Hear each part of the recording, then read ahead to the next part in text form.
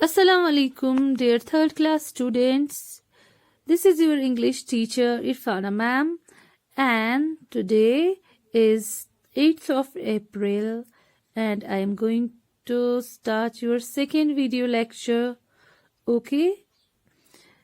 As I have done with the glossary section of topic The Jewel Thief, today we are going to continue it again.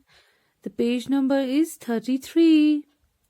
I hope you all have your books with yourself while I read this chapter, and you will also underline the difficult words. Fine? Very good. So, I'm going to start it. تو یہ جو story ہے دی jewel تھیف، اس کے بارے میں ایسا کچھ کہنا چاہوں گی. یہ ایک پیلس ہوتا ہے روبی لینڈ میں، جہاں پر ایک چور ہوتا ہے جیول تھیف، جس نے محل کے کنگ کو بہت پریشان کیا ہوتا ہے، بٹ اس کو سمجھ نہیں آتا ہے یہ چور ہے کون. تو اب کنگ مشورہ کرتا ہے کہ اس چور کو کیسے پکڑا جائے. Let us begin the story. In the palace of Ruby Land, there was a jewel thief. کہتے ہیں روبی لینڈ کی ایک جگہ ہے، وہاں پہ ایک پیلس تھا، ادھر ایک جیول تھیف تھا. جیول مینس آپ کے ہیرے جواہرات، تھیف مطلب چور، ہیرے جواہرات چرانے والا چور. No one knew who he was, and thief had fooled everyone in the way that the only thing known about him was he lived in the palace. تو کسی کو پتا نہیں تھی کہ یہ چور تھا کون، اور اس چور نے ہر ایک کو بے وقوف بنایا تھا. بس اس کے بارے میں اتنا پتا تھا کہ وہ پیلس میں ہی رہنے والا ایک شخص تھا.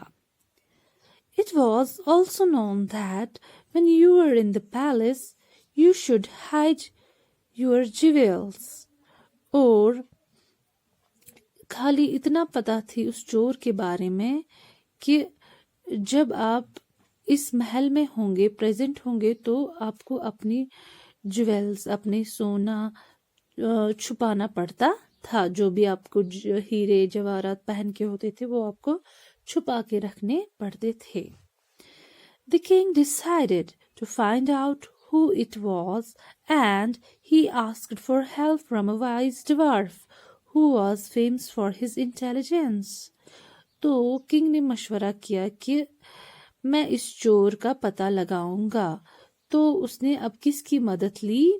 ایک ڈوارف کی، جو بہت ہی مشہور تھا اس کی قابلیت کے لیے. ڈوارف جو ہوتے ہیں چھوٹے 3 فٹ یا 4 فٹ کے شخص ہوتے ہیں. یہ ایک پلانٹ سے زیادہ لمبے نہیں ہوتے ہیں، بہت ہی کم ہائٹ کا ڈوارف ہوتا ہے.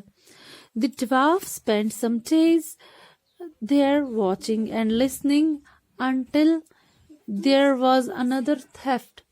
تو جو یہ ڈوارف تھا اس نے کچھ دن بتائے اس محل میں، لوگوں کی اور نظر رکھی اور کچھ باتیں سنی، تب تک کہ دوسری چوری محل میں ہو گئی. The following morning, the wise dwarf made all Payton Palace inhabitants meet up together in the same room. تو دوسری صبح، چوری ہونے کے بعد دوسری صبح کیا ہوا کہ ڈوارف نے محل کے سارے لوگوں کو اکٹھا کیا ایک ہی کمرے میں. After inspecting them for the whole morning and during lunch, with saying a word, dwarf starting asking them all one by one what they knew about the stolen jewels.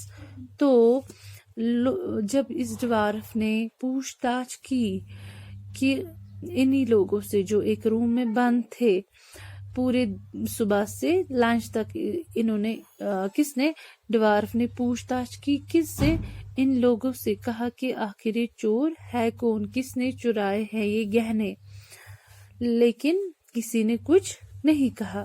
Again it seemed that no one had been the thief. تو dwarf کو کوئی ان لوگوں میں سے نظر نہیں آیا چور. ٹھیک ہے. But then suddenly, لیکن اچانک, one of the gardeners began coughing, breathing, moaning, and finally he fell to the floor. لیکن اچانک کیا ہوا کہ انہی لوگوں میں سے نہیں، باہر سے ایک گارڈنر جو تھا اس نے کھانسنا شروع کیا. اس کی باڈی جو تھی کانپ رہی تھی درد سے، اور وہ درد میں چلانے اٹھا، اور فائنلی کیا ہوا کہ وہ زمین پہ گر پڑا. آج کے لیے ہم یہی تک رکھیں گے. آئی ہوپ آپ کو یہ یہاں تک سٹوری سمجھ آئی ہوگی، اور آپ ساتھ ساتھ ریڈنگ کریں گے اپنی بک کی، اور ڈیفیکلٹ ورڈز کو انڈر لائن کریں گے، ان کو سمجھیں گے. اوکے اسٹوڈینٹس، ٹل دین اسٹے سیف، اسٹے ہیلدی. اللہ حافظ.